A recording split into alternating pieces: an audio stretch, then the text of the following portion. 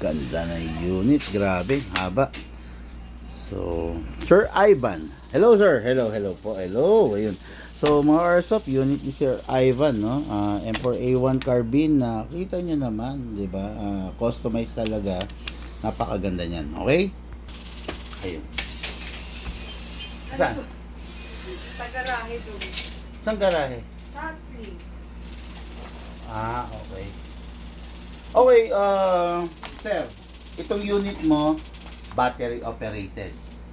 Meron po tayong gas type. Kaya lang, base dun sa sinabi mo sa akin na kumbaga style mo na paggagamitan mo nito, hindi ko masasuggest yung gas type, which is kaya sinuggest ko yung electric type. Mas durable, mas maraming pyesa, mas long term. Hindi ko sinasabing hindi long term ang gas type pero hindi tayo mamorong problema rito kasi always available ang pyesa. Hindi katulad sa mga gas type, medyo high maintenance talaga siya. Okay sir, bali ito, since the battery charge pa to hayaan ko na lang muna ha. Kuha tayo. Sir, ganito rin ang battery nito. Ang ibibigay ko sa yung battery is upgraded type of battery. It is because upgraded your unit.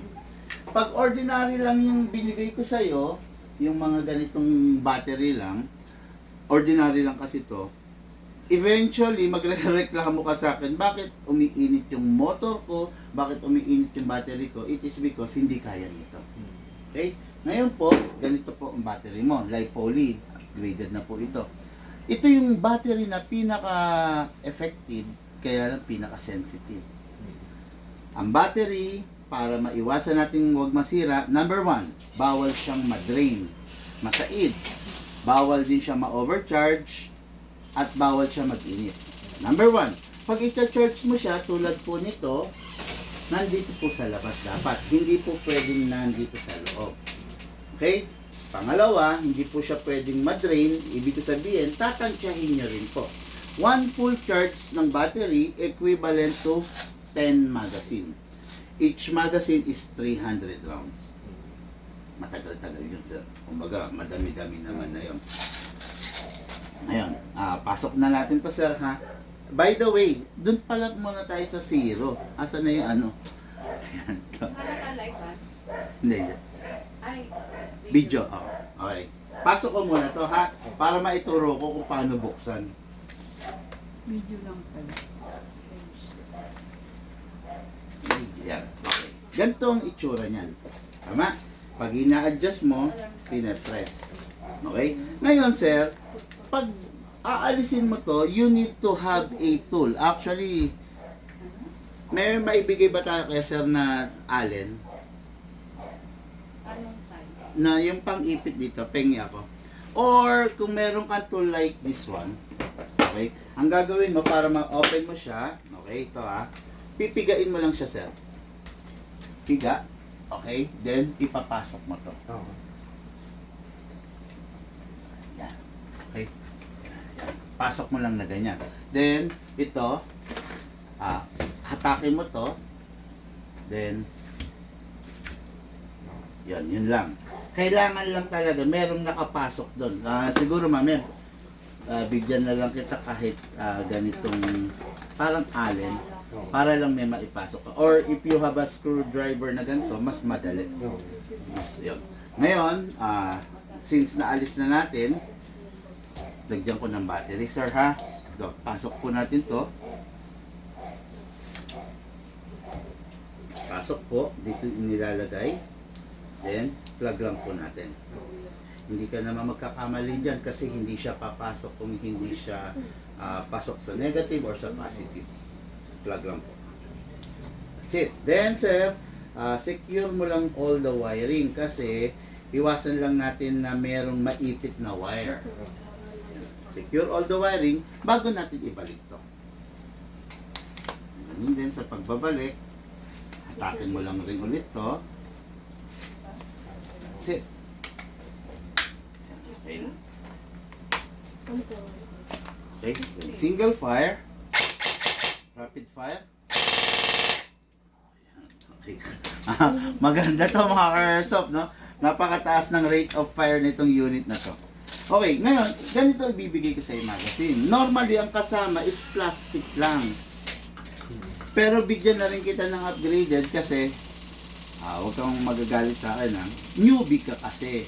Minsan pag newbie, medyo nalalaglag nila yung magazine. Pag nalaglag, possible masira, ganun.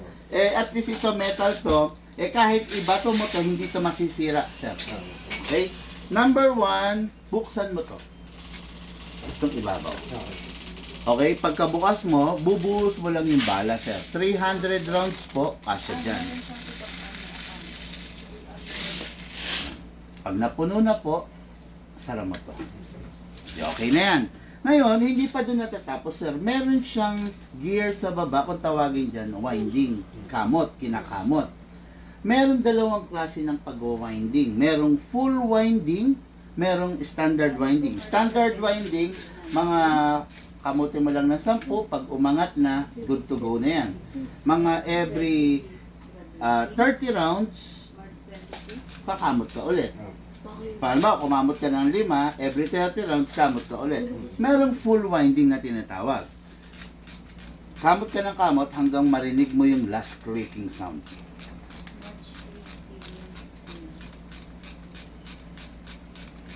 Medyo madami nga lang yan. Yun. Parang sumagad na siya, sir. Ayan, ha. Indication na sumagad na siya. Ibig sabihin, sir, yung buong 300 rounds na nilagay natin, good to go na yun. I-feed niya na lahat yun. Okay? Ayan, edi okay na. Naka-winding na tayo. Pasok natin. Make sure you heard the clicking sound at saka make sure na hindi na siya malalaglag. Tapos, rifle to, sir. Yung mga rifle na gas type, kinakasa pa. Ang AEG type, ang battery type, hindi mo na kailangang ikasang ganon. Pagka load mo ng magazine, pagka load mo ng battery, good to go na siya. Huwag mo na lang kinakasa-kasa dito kasi baka lang. Baka mahatak yung spring, masira, or ito kasi, sir, ito. This is the hop-up This is the hop-up chamber. Yung pula na yan. Ngayon, yung hop-up chamber na yan, sir, sensitive sa tubig, sa alikabok, sa dumi. Ito, ina-adjust lang to pag nag-downgrade or nag-upgrade tayo ng spring. Dito natin kinakalibrate. Pero other than that, kung normal days lang, wag mo nang i-access. Kasi syempre, sir, baka lumala lang yung problema, ganun. Tapos, before ka mag-firing, yung unit, lifetime warranty. Nagka-problema, dalhin mo lang sa amin or ipalala mo po sa amin. Or, pag nakita mo sa vlog ko, in-announce ko, may biyahe akong norte, pwede mong ipasabay. Okay? Tapos, mag-firing ka muna. Meron akong gustong sagutin na tinatanong mo kanina eh. Ano ba yung tinatanong ni Sir kanina? Nawala sa isip ko. Isipin ko muna. Firing ka muna, sir. Meron siyang safe, meron siyang single fire, meron siyang rapid fire. So, safe ko muna, bahala ka na, then single mo.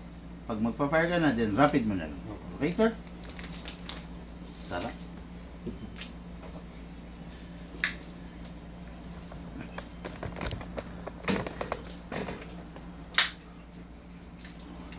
Okay. Firing, sir. Firing.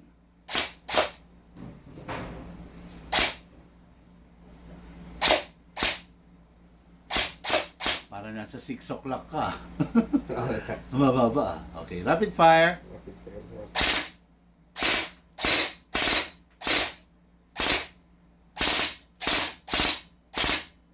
Oh, sir, iba ka ha? Siya magaling ha? Pumuputok ka na rin talaga. First time, sir. No, humble. Siyempre,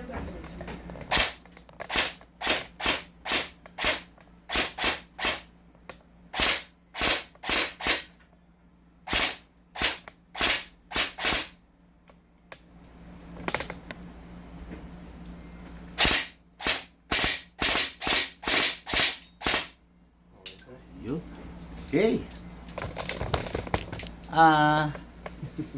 Anong site niya? 0 ba? Or 12? Or Parang parang, siya sir eh. ha? Sa baba. Sa mababa? Okay. O, sige. Ganito. Di ba sabi mo mababa? Oo sir. It is because malapit yung target mo. Mm. Kumbaga, ilang meter lang yan eh.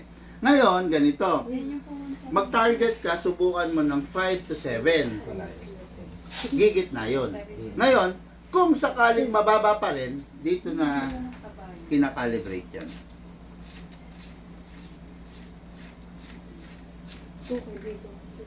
Adjustment, left and right, then adjustment, up and down. Okay. Konti-konting pihit lang. Sa ngayon kasi, ang alam ko rito, naka 0 talaga to, dapat nasa gitna. Kaya lang may mga taong 6 o'clock ang site, merong 12 o'clock. Nasa side na yan, sir. Ha? Opo. Madali lang naman po ito, konti. Kumbaga, konting taas, adjust. Konti. Okay. Hanggang sa tama mo siya dun sa site na gusto mo, sir. Okay, balik ko lang. Dahan-dahan lang, ha? Baka malustred. Okay, tapos, okay ha. Hindi mo pala in-on to ha. Ito naman kasi sir, ino-on po ito. Pero yun nga lang, huwag mong kakalimutang mai-off. Kasi syempre, pag nakalimutan mo mai-off, malulubat yung battery mo. Charge din yan sir. Hindi, sir, nabibili siya sa mga 7-Eleven, tigte 30 pesos. Yung pang-relo, ayan dito. Ito. Okay. Yan, kung gusto mong maliwanag, kung gusto mong may dimmer din siya. Yan, katulad ngayon, naka-red siya, number 1, red 2, red 3, red 4, red 5. Ayan. Okay, then, turn lang ulit, off, then green. Ayan, green then, green 1, green 2, green 3. Yan, nasa side na po yun. Tapos, pwede mong i-adjust. Ito na sir, ito na yung pinaka-crucial. Pero tignan ko nga ano ba side niya.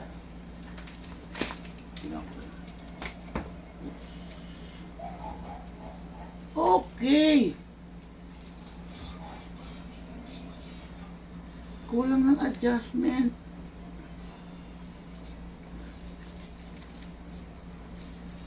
Okay. Dali. Ano ko? Medyo nakapaling doon.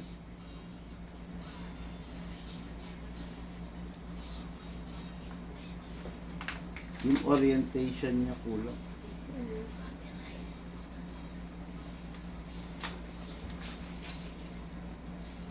Kulang pa. Lumabas pa.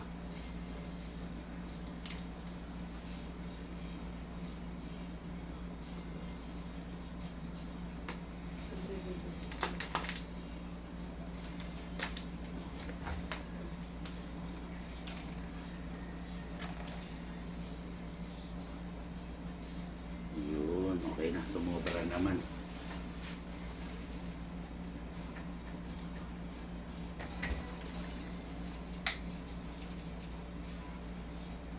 Yun, okay. So, inayos ko lang base sa default. Kung ayon mo siya dun sa gusto mong setting, okay lang naman yun, sir, ha? Pero ngayon, naka-default lang talaga siya.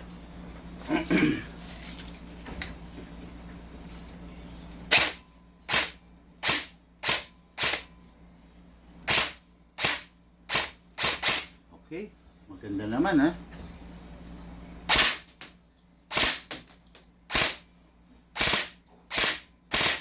Okay naman, sir. Yun, naka zero talaga siya. Kumbaga, kung ito yung crosshair, nasa gitnang gitna.